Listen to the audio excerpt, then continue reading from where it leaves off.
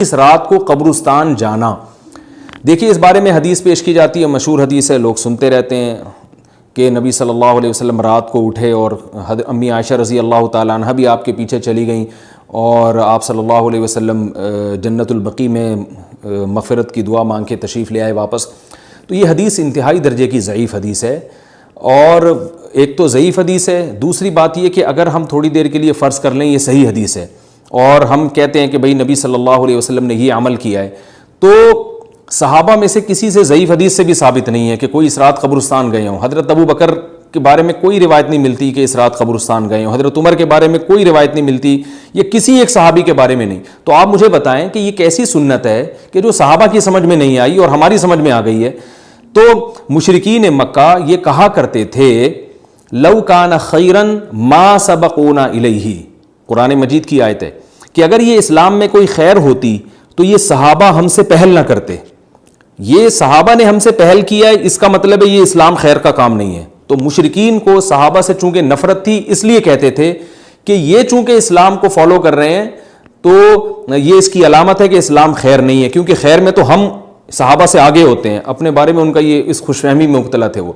لیکن ہماری رائے کیا ہے, ہم یہ کہتے ہیں کہ لو کان خیرا لسبقونا الیہ. وہ کہتے تھے لا سبقونا, ہم کہتے ہیں لسبقونا, کہ اگر کوئی بھی خیر کا کام ہے تو صحابہ ہم سے ضرور اس میں پہل کریں گے. یہ ہو نہیں سکتا کہ خیر کا کام وہ ہم کریں اور صحابہ نے نہ کیا ہو.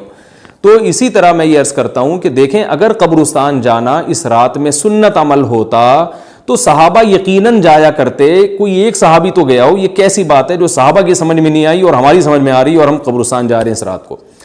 چلیں اگلا اسٹیپ تھوڑی دیر کے لیے فرض کر لیتے ہیں کہ نبی صلی اللہ علیہ وسلم جو ایک رات قبرستان گئے, فرض کر لیں وہ حدیث بھی صحیح ہے, یہ بھی فرض کر لیں کہ صحابہ اگرچہ نہیں گئے مگر ہم صحابہ سے بھی زیادہ آگے نکلنے کی کوشش کرتے ہیں اور صحابہ کو سمجھ میں نہیں آیا, ہمیں سمجھ میں آ گیا. تو چلیں فرض کر لیں تھوڑی دیر کے لیے کہ اس رات کو جانا ہم سنت مان لیتے ہیں, آپ کے دلائل ہم مان لیتے ہیں اور صحابہ کی سمجھ میں نہیں آئے لیکن ہماری سمجھ میں زیادہ آ رہا ہے, ہم فرض کر لیتے ہیں, مان لیتے ہیں کہ اس رات قبرستان جانا سنت ہے. تو آپ مجھے بتائیں نبی نے جو عمل جس طرح سے کیا ہو اس طرح سے سنت ہوگا یا آپ اپنی طرف سے, جس کو ہم پشتوں میں کہتے ہیں اخپل طریقے سے کرنا سنت ہے.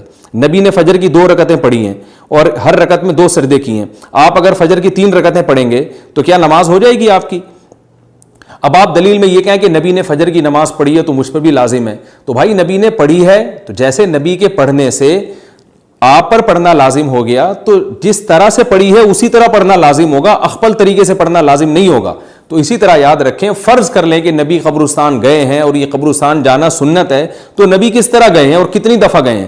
نبی رات کو چپکے سے اٹھ کے گئے ہیں, کوئی کسی کو آپ نے جمع نہیں کیا, کسی کو بتایا تک نہیں, جو اس حدیث سے پتہ چل رہا ہے ہمیں, اگرچہ یہ ضعیف حدیث ہے لیکن فرض کر لیں یہ صحیح ہے. تو کہیں پتہ بھی نہیں چل رہا, چپکے سے قبرستان گئے اور چپکے سے واپس آئے اور پوری زندگی میں ایک دفعہ گئے. جبکہ ہمارے ہاں ہر سال قبرستان میں لوگ جا رہے ہیں, جب بھی شب برات آتی ہے لوگ قبرستان جاتے ہیں ہر سال. نبی ایک دفعہ گئے اور آپ ہر سال جا رہے ہیں. نمبر 2, جاتے جتھوں کی شکل میں, نبی تو چپکے سے گئے ہیں.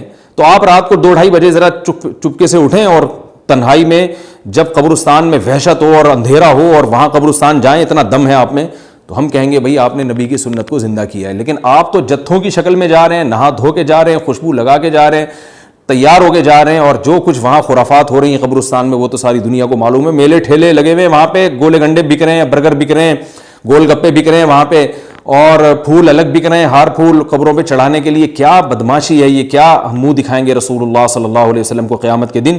آپ کے سامنے کیا وہ حدیث نہیں ہے کہ نبی صلی اللہ علیہ وسلم نے فرمایا کہ روایت میں آتا ہے کہ کچھ لوگ قرب میدان حشر میں آئیں گے تو ان کے چہرے ایسے ہوں گے جیسے میری امت کے چہرے ہوتے ہیں, میری امت کی شکل ہوتی ہے. حدیث کا مفہوم میں بیان کر رہا ہوں. تو جب وہ حوض کوثر کا پانی پینے کے لیے میرے پاس آئیں گے تو فرشتے ان کو بھگائیں گے, سحقن سحقن. تو آپ صلی اللہ علیہ وسلم پوچھیں گے یہ تو میری امت ہے, آپ تو فرشتے کیا کہیں گے کہ یہ آپ کی وہ امت ہے جنہوں نے آپ کے دنیا سے جانے کے بعد دین میں ایسی چیزیں ایجاد کر لی تھیں جن کا آپ نے حکم نہیں دیا. تو آپ کیا فرمائیں گے؟ سحقن سحقن, دور کرو ان سے. تو ایسا نہ ہو کہ ہم قیامت کے دن رسول اللہ صلی اللہ علیہ وسلم کی شفاعت سے محروم ہو جائیں. تو اللہ کا واسطہ قبرستان مت جائیں اس رات, گھر میں بیٹھیں آرام سے, یہیں بیٹھ کے میت کے لیے مغفرت کی دعا کریں. اور اگر آپ سمجھتے نہیں یہ حدیث بالکل صحیح ہے اور جانا لازمی ہے تو پھر تنہائی میں جائیں، ایسے قبرستان کا انتخاب کریں جہاں آپ کے علاوہ کوئی بھی نہ ہو، اور پھر چپکے سے جائیں اور پتلی گلی سے واپس آ جائیں آپ. اگرچہ ہم تو اس کو بھی نہیں مانتے، لیکن اگر کرنا ہے تو پھر اس طریقے سے عمل کریں اگر آپ حدیث کو فالو کرنا چاہتے ہیں آپ اپنے خیال کے مطابق.